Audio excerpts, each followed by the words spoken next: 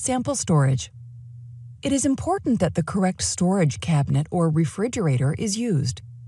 Samples must be kept separate from cultures and inoculated samples to prevent cross-contamination.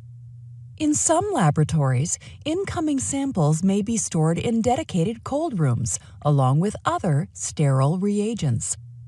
These cold rooms should be checked and calibrated according to a fixed schedule to ensure the storage temperature is maintained. Sometimes alarms are put in place to inform staff when the temperature of the storage area goes outside its acceptable range.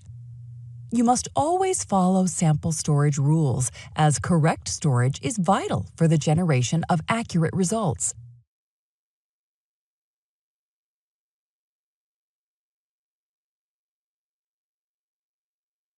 Swabbing benches and safety cabinets.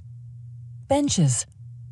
Before beginning any test, it is important to sterilize your work area to help prevent contamination of your materials and samples. This can be done by spraying the area with a suitable disinfectant and wiping it in slow strokes with a lint-free cloth or tissue paper. Check that the disinfectant used is within its expiration date before using it. Once the bench has been sterilized, light the Bunsen burner, leaving the yellow flame visible until you are ready to begin work. This ensures anyone nearby will be aware that the Bunsen burner is lit. Safety cabinets. Safety cabinets should be turned on for the specified time before any work is carried out. They should be swabbed down with disinfectant, taking care to make slow, non-jerky movements.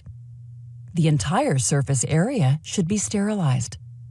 All equipment and reagents should be sprayed with disinfectant before placing them in cabinets.